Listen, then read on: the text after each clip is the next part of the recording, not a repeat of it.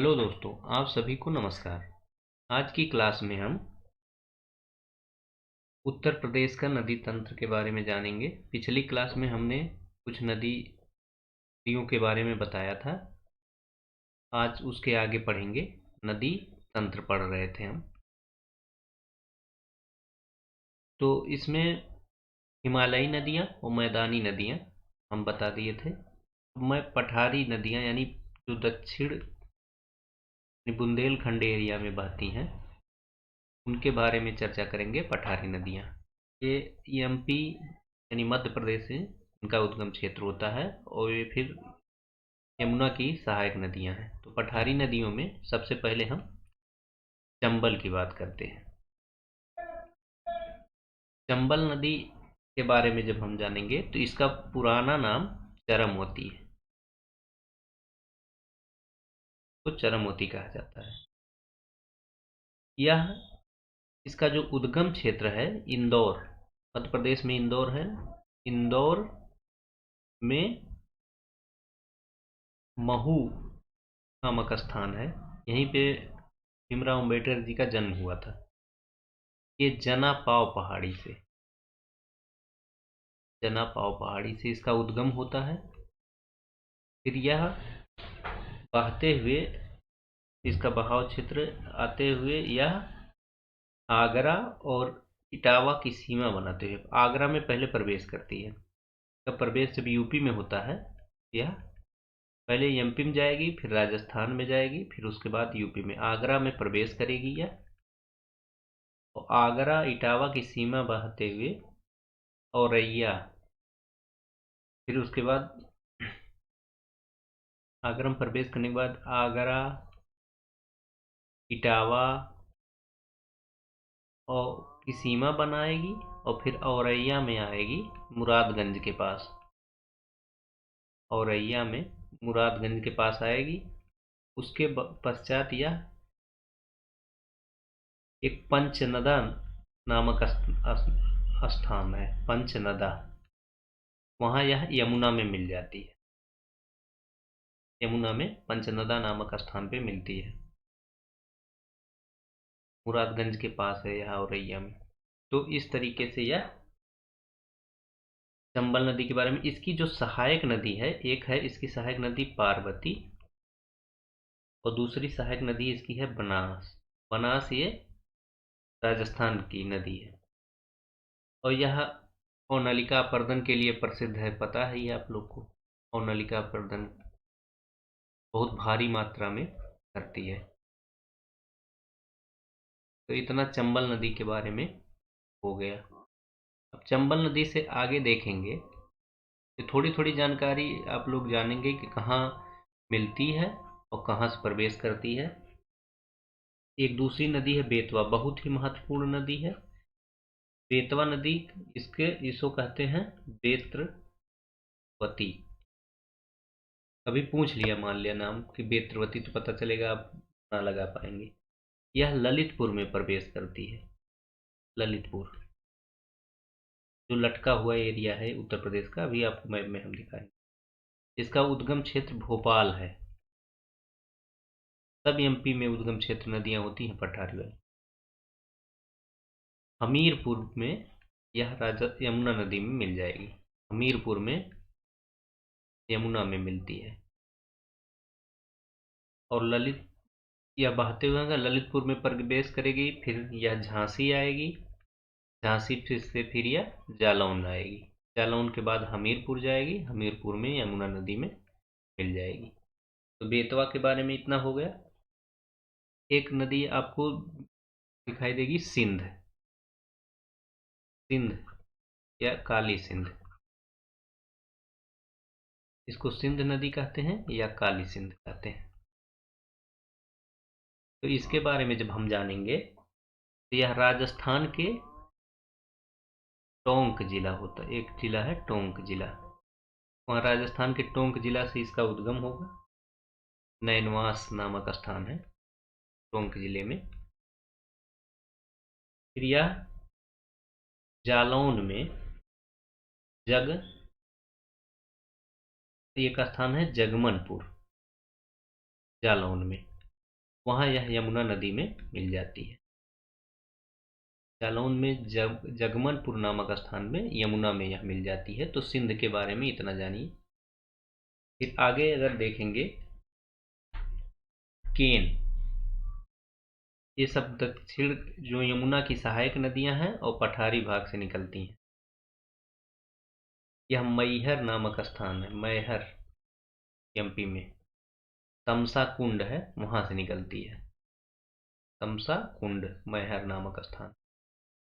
इसके बाद यह, जिसमें महत्वपूर्ण क्या है, सिरसा। सिरसा नामक स्थान है, यह प्रयागराज यानी इलाहाबाद जो पुराना था वो प्रयागराज में। प्रयागराज सिरसा नामक स्थान में यह नहीं सिरसा नहीं, यह बांदा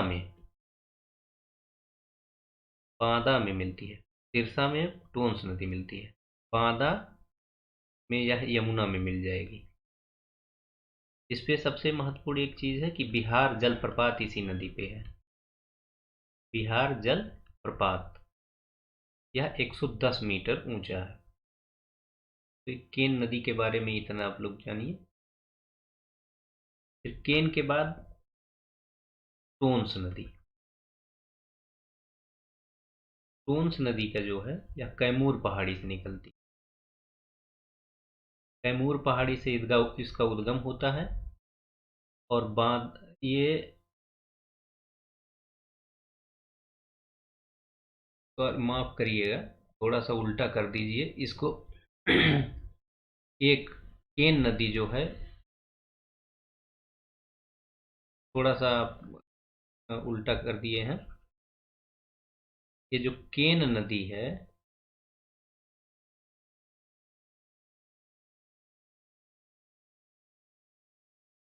ये केन नदी यह निकलती है कैमूर पहाड़ी से। केन नदी निकलेगी कैमूर पहाड़ी से। और टोंस नदी जो है यह निकलेगी मैहर के तमसा कुंड से। उल्टा हो गया, दिमाग में दूसरा चल रहा था, मैहर कुंड से। और यह सिरसा प्रयागराज में, सिरसा नामक स्थान है प्रयागराज में यानी इलाहाबाद में, वहाँ यह मिलती है।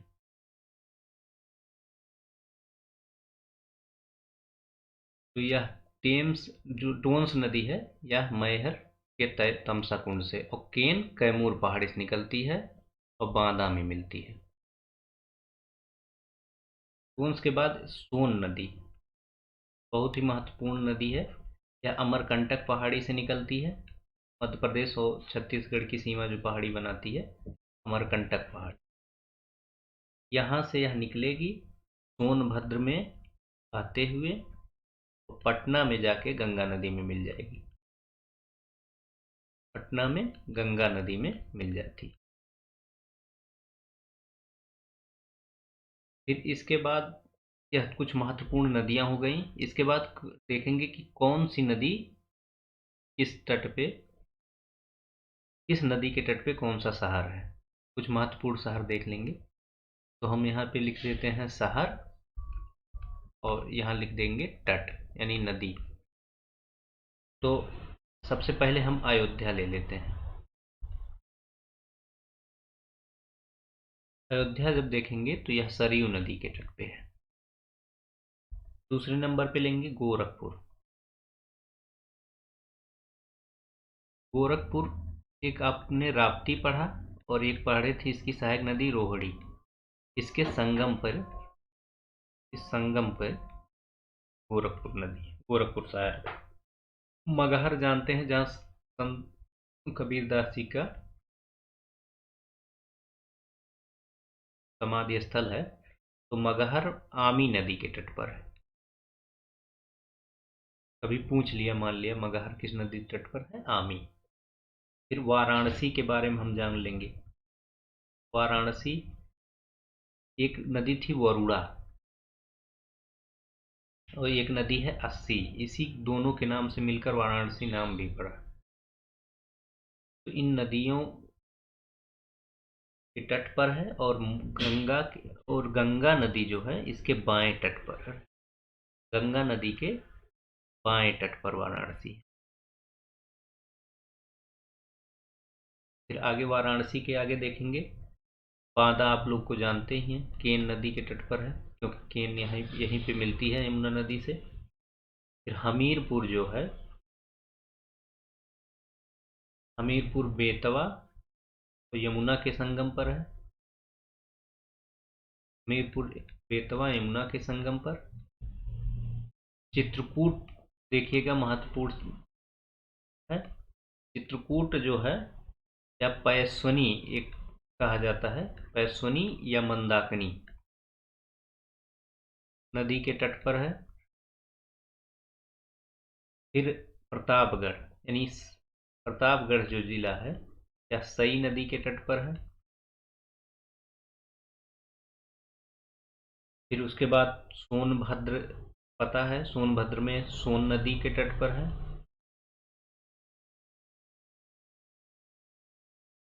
और मेरठ और गाजियाबाद देखेंगे तो यह हिंडन नदी के तट पर है। एक आइडिया आप लोग को मिल जाएगा यहाँ से, और पूछता भी है सवाल कि कौन सा जिला किस नदी के तट पर है। और कासगंज काली नदी के तट पर है। एक छोटी नदी है वहाँ पे, कासगंज काली नदी के तट पर। तो यह कुछ महत्वपूर्ण शहर थे जो किन नदियों के तट पर है, आपको बता दिए हैं। इसके पहले गंगा के बारे में हम बताए थे कि लगभग 27 जिलों से होकर गुजरती है, लेकिन कहीं कहीं गंगा में दिया गया है 28 जिला, कि 28 जिलों से होकर गुजरती है। तो यहाँ 27, 28 अलग अलग स्रोतों में अलग अलग बताया गया है। फिर उसके बाद यमुना के बारे में बता दिए कि बॉर्डर लाइन बनाते हुए कहाँ कहाँ आती है, मथुरा, आगरा, ये सब जो इलाके हैं यमुना नदी। फिर उसके बाद आप लोग को ये सब नदियों के बारे में बता दिए। अगर अब हम अगर चर्चा करेंगे तो हम चर्चा कर लेते हैं बांध, कि बांध कहाँ कहाँ है। बांध, कुछ बांध और नहर के बारे में, बेसिकली यह नहर। तो जब नहर के बारे में हम चर्चा करेंगे, सबसे पहले ऊपरी गंगा नहर की चर्चा होती है। ऊपरी गंगा नहर, ऊपरी गंगा नहर। इसके पहले हम आप लोग को नदी के बारे में, नदी का वो बता देते हैं कि जो जो नदियां हम दिखाए हैं आप लोगों को, उसकी हम एग्जैक्ट पोजीशन थोड़ा दिखा दें। देखिए, ये आपको दिख रहा है चंबल नदी। ये यहाँ से ये राजस्थान की सीमा, मध्य प्रदेश और या राजस्थान की सीमा, तो राजस्थान। चंबल नदी यहाँ आगरा में प्रवेश कर रही है। आगरा में फिर इटावा की सीमा बनाते हुए फिर औरैया में आ रही है। औरैया में आके यहाँ से ऊपर से यमुना नदी आ रही है, तो यहीं पंचनदा नामक स्थान पर यह मिल जा रही है, चंबल। फिर यहाँ देखिए बेतवा, एक है राजघाट रिजर्वायर या माटा टीला, यानी राजघाट घाट और माटा टीला, यहीं से होते हुए ये बेतवा नदी। बेतवा नदी फिर यहाँ बेतवा की सहायक नदी है एक धसान, यहाँ मिलेगी। फिर आगे बढ़ेगी बेतवा, फिर हमीरपुर में जाके यह मिल जा रही है यमुना में। फिर यहाँ देखिए केन, केन ऐसे प्रवेश कर रही है बांदा में, बांदा में जाके यमुना में मिल जा रही है। फिर चित्रकूट, ये टोंस नदी हो गया। टोंस नदी यहाँ पे यमुना, ये गंगा नदी में मिलती है। टोंस सिरसा में, सिरसा नामक स्थान पे गंगा नदी में मिलती है। यमुना की सहायक नहीं है ये, टोंस गंगा की सहायक, क्योंकि संगम यहाँ पहले, यमुना पहले मिल जा रही है गंगा में।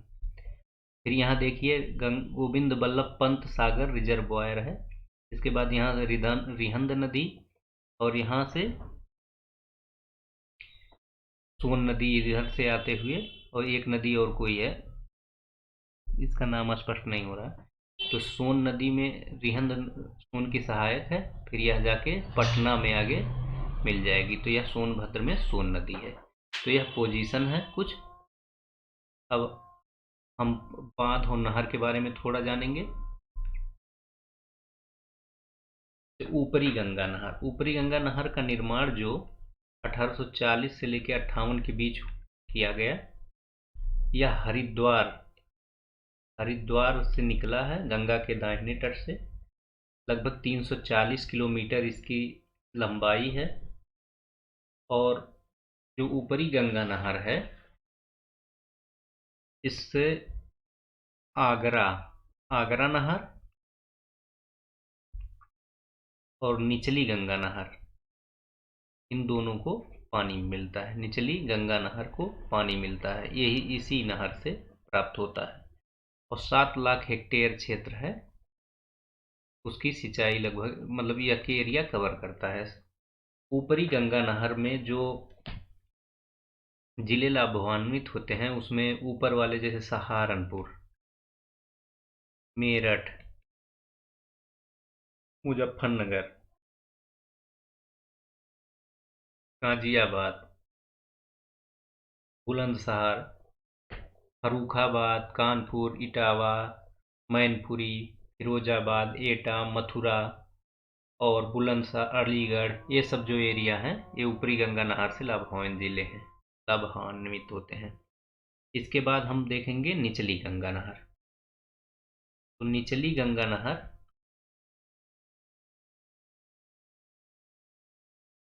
यह 1878 में निर्मित हो गई। यह नरोरा, बुलंदशहर में स्थान है। नरोरा बुलंदशहर में है। यहाँ से इसका उद्गम है, गंगा नदी से निकाली गई है। निचली गंगा नहर नाम ही है, तो नरोरा बुलंदशहर से निकाली गई है। और 4.5 लाख हेक्टेयर क्षेत्र में इसकी कवर एरिया, ये एरिया कवर करती है। और इससे जो लाभान्वित जिले हैं, बुलंदशहर, अलीगढ़, एटा, मैनपुरी, फिरोजाबाद, कानपुर, फतेहपुर, प्रयागराज, फर्रुखाबाद, ये सब जो जिले हैं, इससे लाभान्वित होते हैं। तो और एक है मध्य गंगा नहर। मध्य गंगा नहर के बारे में जब हम चर्चा करेंगे, तो यह बिजनौर से निकली है। गंगा नदी से बिजनौर से निकली है। इससे जो लाभान्वित जिले हैं वही बुलंदशहर, गाजियाबाद, हाथरस, अलीगढ़, फिरोजाबाद, यानी पश्चिमी उत्तर प्रदेश के जो जिले हैं, ऊपरी, निचली और मध्य गंगा नहर से लाभान्वित हो रहे हैं।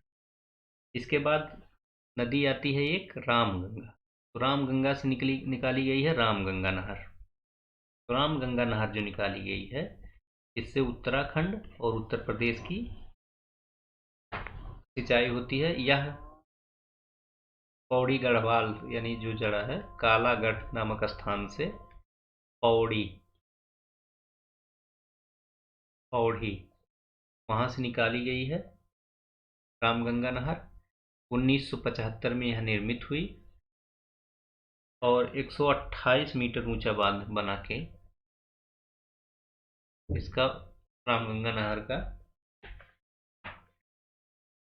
इस पे 128 मीटर ऊंचा बांध बनाया गया है और वहां से यह नहर निकाली गई है। और इससे जो लाभान्वित जिले हैं बिजनौर, अमरोहा, मुरादाबाद, रामपुर, यानी इससे जो लाभान्वित जिले बिजनौर हो गया, मुरादाबाद, भी इसको मैं मैप में दिखा दूंगा, अमरोहा और रामपुर। तो ये सब जिले रामगंगा नहर से लाभान्वित होते हैं। फिर आगे हम देखेंगे रामगंगा के बाद सबसे बड़ी पुरानी नहर जो आती है, पूर्वी यमुना नहर। पूर्वी यमुना नहर के बारे में जानेंगे हम। तो यह सबसे पुरानी नहर है प्रदेश, यानी प्रदेश की जो सबसे पुरानी नहर है, पूर्वी यमुना नहर है। यह 1830 में निर्माण। इसका जो उद्गम क्षेत्र है, यह अयोध्या नामक स्थान है सहारनपुर में। सहारनपुर में फैजाबाद भी नामक स्थान है, अयोध्या नामक भी। सहारनपुर में यहाँ से यमुना के बाएं से निकाली गई है। यमुना के बाएं से। 1440 किलोमीटर इस नहर की लंबाई है और यह नहर शाहजहां द्वारा खुदवाई गई थी। इसी के बाद यह शाहजहां के द्वारा यह खुदवाई गई। बाद में यह 1830 में इसका पुनर्निर्माण किया। तो यह है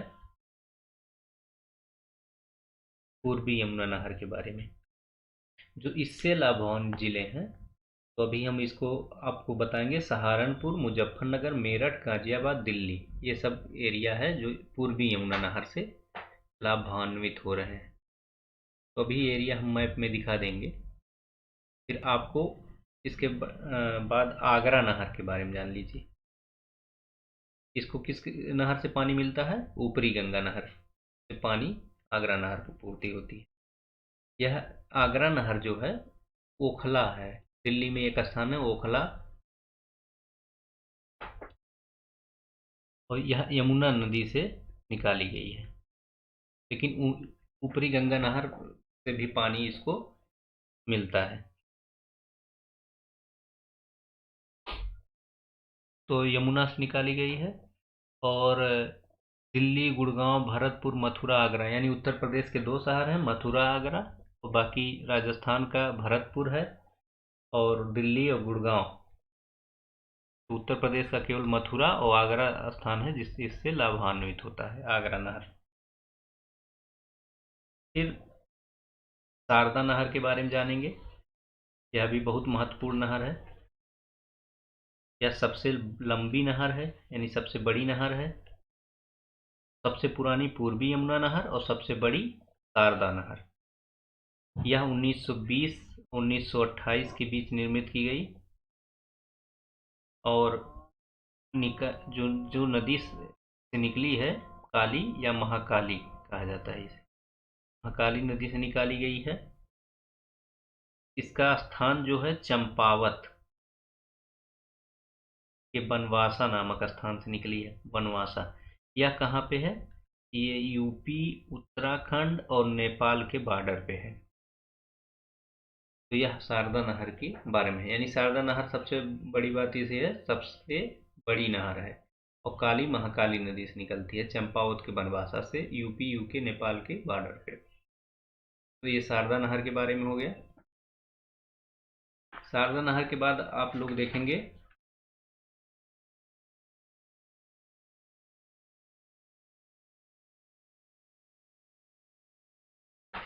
सरयू या घाघरा नहर। सरयू या घाघरा नहर। तो यह जो क्षेत्र है, यह सरयू और घाघरा नहर के बारे में जब हम जानेंगे, तो यह बहराइच जिला है उत्तर प्रदेश का। बहराइच जिला की ननपारा तहसील है। यहाँ से इसका उद्गम हुआ है और यह 1977-78 से निर्माणाधीन थी। लेकिन 2012 में इसे राष्ट्रीय परियोजना घोषित किया गया। राष्ट्रीय परियोजना 2012 में घोषित हुआ और शुरुआत की इसकी कब हुई? दिसंबर 2021 से यह चालू कर दी गई। तो सरयू नहर के बारे में क्या थी, इसे प्रधानमंत्री ने उद्घाटन किया था। सरयू नहर के बारे में यह हो गया। बहराइच के ननपारा तहसील से कतरनिया घाट है, वहां से बात हुई है, कतरनिया घाट। फिर आगे जब बढ़ेंगे हम, तो एक है गंडक नहर।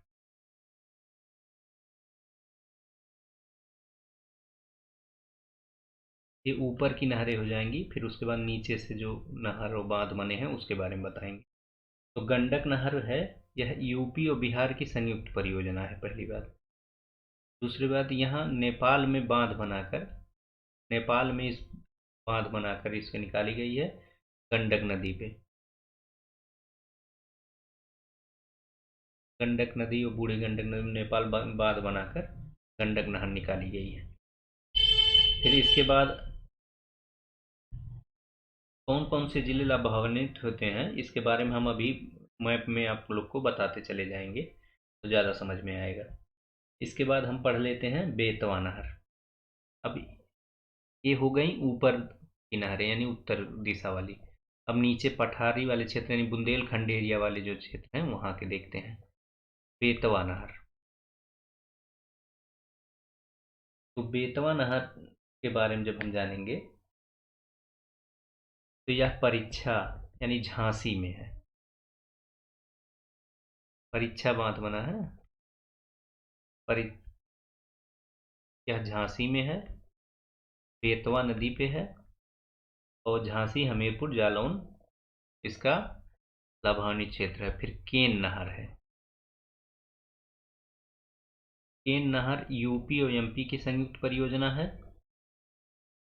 यह पन्ना जिला है। यहाँ एमपी में इसका निर्माण यहाँ से यह प्रारंभ है केन नहर। फिर केन के बाद आपको रानी लक्ष्मीबाई बांध नहर। रानी लक्ष्मीबाई, थोड़ा वीडियो लंबा हो जाएगा लेकिन इंफॉर्मेशन वाली चीज़ें हैं तो आप लोग देख लीजिएगा दो पार्ट में करके। रानी लक्ष्मीबाई बांध नहर, तो इसमें जो है बेतवा नदी पे बनाया गया है माटा टीला नामक स्थान पर। यहाँ से दो नहरें निकली हैं, एक गुरसराय और एक है मंदर। दो नहरें निकली हैं माटा टीला नामक स्थान से। यह 1958 में निर्मित हुई थी और बेतवा नदी पे है।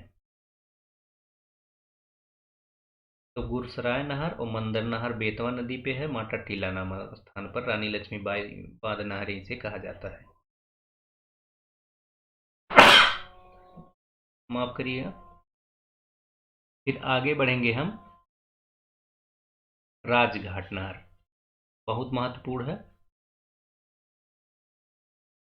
राजघाट नहर अभी मैप में हम दिखाते भी चलेंगे थोड़ा थोड़ा। राजघाट नहर यह भी यूपी एमपी की संयुक्त परियोजना है और यह भी बेतवा नदी पे है।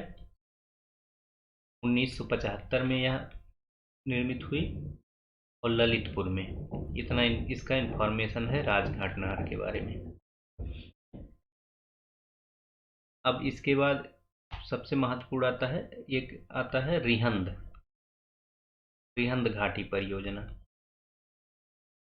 तो रिहंद घाटी जब परियोजना के बारे में जानेंगे तो यह सोनभद्र जिले के पिपरी नामक स्थान और रिहंद नदी पर। तीन चीज हो गया, सोनभद्र जिला, पिपरी नामक स्थान, रिहंद नदी पर। 1963 में यह निर्मित हुई और गोविंद वल्लभ पंत सागर जलाशय है का रिजर्वायर बनाया गया। गोविंद वल्लभ पंत सागर जलाशय जो इसका रिजर्वायर है यहाँ से है बनाया गया है।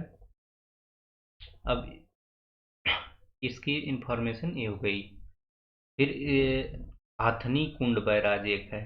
हथनी कुंड बैराज यह 5 राज्यों की संयुक्त परियोजना है। 5 राज्य की संयुक्त परियोजना। इसमें 5 राज्य में कौन कौन है? हरियाणा, हिमाचल प्रदेश, यूपी, दिल्ली और राजस्थान। ये 5 राज्य हैं।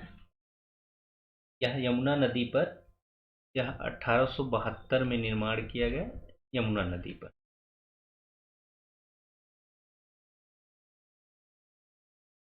और इसे अब नया ताजे वाला बैराज कहते हैं।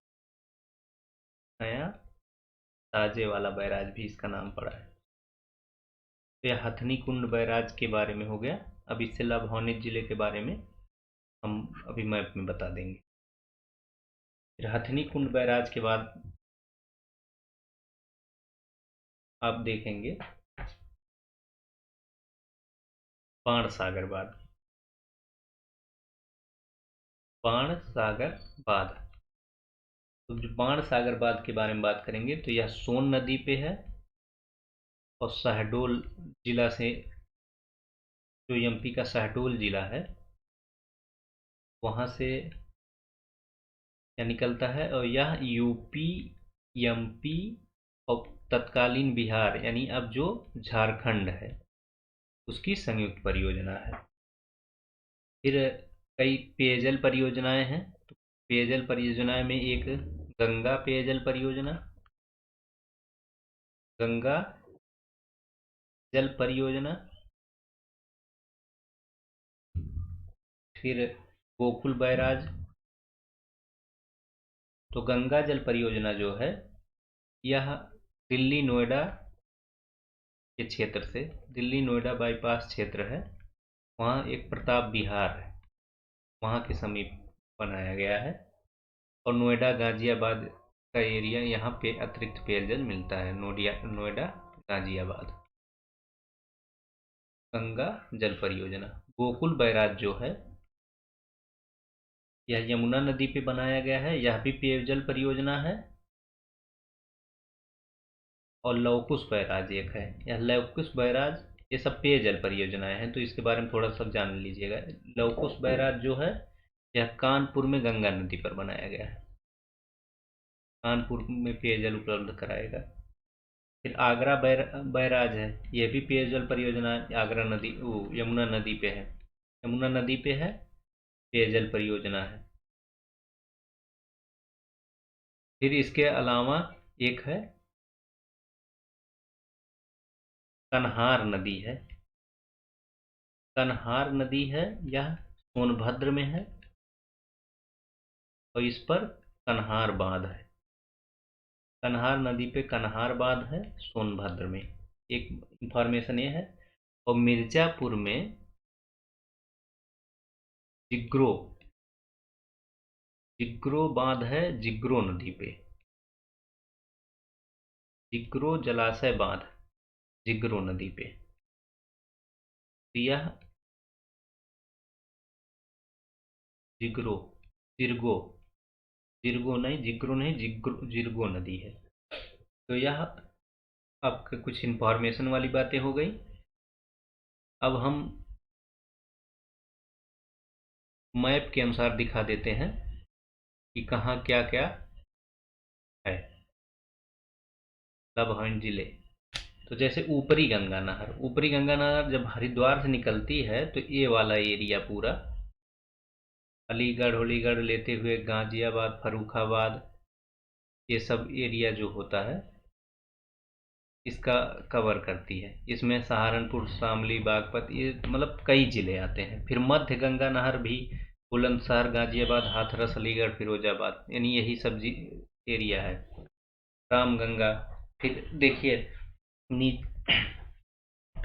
फिर पूर्वी यमुना नहर जो फैजाबाद, तो यही सहारनपुर, मुजफ्फरनगर, मेरठ, गाजियाबाद, दिल्ली। तो ये सब एरिया ऐसे ऐसे हैं, बहुत से ज़िले हैं। अब सरयू नहर में यहाँ इधर आ जाइए, ये बहराइच आपको दिख रहा है, श्रावस्ती दिख रहा है, बलरामपुर दिख रहा है और गोंडा बस्ती दिख रहा है। ये एरिया सरयू नहर से लाभान्वित होते हैं। घाघरा नहर एक है, केन, केन नहर जो है केवल बांदा को इफेक्ट करती है।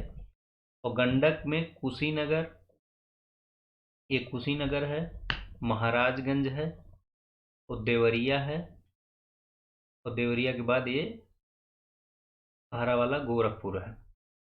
तो ये वाला एरिया गंडक लाभान्वित जिला है। रानी लक्ष्मीबाई बांध वाला जब देखेंगे तो हमीरपुर, हमीरपुर आपको यहाँ दिख रहा है, फिर इसके बगल में जालौन दिख रहा है, ये झांसी दिख रहा है और ये ललितपुर दिख रहा है। तो ये जो एरिया है यह रानी लक्ष्मीबाई। फिर राजघाट में भी यही यही एरिया है, यहाँ राजघाट है और यहाँ पे माता टीला है। फिर रिहंद घाटी पे में ये सोनभद्र हो गया, मिर्ज़ापुर हो गया, वाराणसी हो गया और यहाँ बगल में प्रयागराज है। ये वाला लाभान्वित जिला रिहंद वाले से हो गया। बाण सागर में मिर्ज़ापुर और प्रयागराज। फिर उसके बाद एक अर्जुन बांध के बारे में बता दें। अर्जुन बांध, अर्जुन बांध जो है यह हमीरपुर में है। यहाँ हमीरपुर आपको दिख रहा है, हमीरपुर। फिर उसके बाद आहरौरा बांध, आहरौरा बांध जब जानेंगे तो यह वाराणसी और मिर्ज़ापुर, वाराणसी और मिर्ज़ापुर में आहरौरा बांध। ये वाला एरिया वाराणसी है, यहाँ मिर्ज़ापुर है। तो आहरौरा बांध वाराणसी मिर्ज़ापुर हो गया। और नगवां बांध, ये कुछ अतिरिक्त बांध है, नगवां बांध। नगवां बांध जब देखेंगे तो यह मिर्ज़ापुर और सोनभद्र है, यानी सोनभद्र मिर्ज़ापुर है, सोनभद्र मिर्ज़ापुर।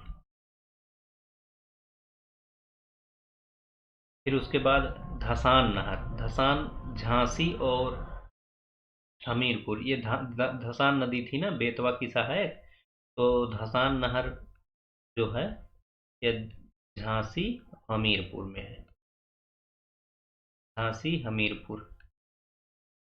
इसके बाद सपरार, ये सब महत्वपूर्ण नहरें हैं, इसके बारे में पूछा जा सकता है। सपरार जो है यह भी झांसी और हमीरपुर में है। तो धसान और सपरार या झांसी हमीरपुर में है। मऊरानी क्षेत्र है झांसी का, वहाँ से सपरार। फिर अर्जुन बात चंद्रप्रभा के बारे में बात करेंगे तो चंदौली, ये वाराणसी के बगल चंदौली जिला दिख रहा है यहाँ चंद्रप्रभा। चंद्रप्रभा पश्चिमी बिहार है भी ना, वन्यजीव विहार, तो वहाँ है ये चंदौली में। मेजा जानते हैं, तहसील है यहाँ प्रयागराज की, तो मेजा जलाशय हो गया। फिर लगभग अब सभी नहरें हो गई हैं आपकी। तो लंबी क्लास हो गई थोड़ा, लेकिन आप लोग धैर्य देखिएगा, दो पार्ट में करके देख लीजिएगा। तो अब आगे और नेक्स्ट क्लास में उत्तर प्रदेश विशेष से संबंधित पढ़ाएंगे। आज की क्लास यहीं तक। Success secret by Manoj sir channel का नाम है, इसे आप सब्सक्राइब कर लीजिए, लाइक करिए, कमेंट करिए और ज़्यादा से ज़्यादा लोगों के बीच शेयर करिए। धन्यवाद।